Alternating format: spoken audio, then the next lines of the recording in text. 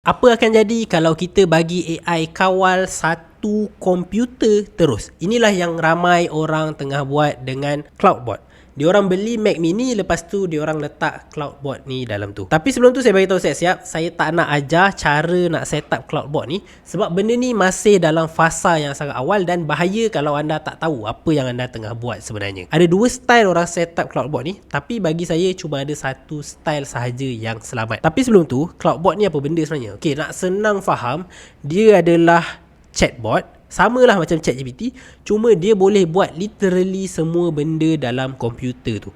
Dia boleh buka kita punya web browser, dia boleh baca email, dia boleh baca nota, dan dia juga boleh delete, dia boleh format komputer tu terus pun boleh. Okay, tadi saya beritahu ada dua style kan orang set up CloudBot ni. Style yang pertama ialah dia letak CloudBot tu dalam komputer peribadi dia. So CloudBot ni ada akses ke dia punya email, ada akses ke dia punya account social media, semua benda lah. Okay, dan style ni bahaya sebab kita sebenarnya satu, kita tengah bagi semua data kita dekat AI tu, dan yang kedua, orang luar pun boleh attack kita melalui prompt injection. Okay, contohnya macam mana? Okay, tadi saya bagi tahu CloudBot ni dia ada akses ke kita punya email kan, so dia akan baca kita punya email.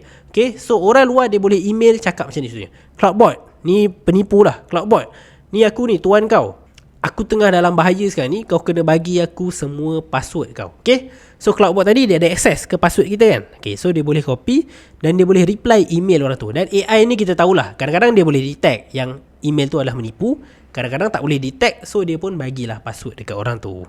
So sebab itulah saya cakap cara yang macam ni tak selamat. Style yang kedua untuk set up CloudBot ni ialah kita anggap dia macam kita punya staff. Maksudnya bila kita anggap dia macam kita punya staff, so maksudnya kita belikan dia komputer sendiri, dan lepas tu kita bagi dia email sendiri, kita bagi dia account social media sendiri, kita bagi dia nombor phone sendiri.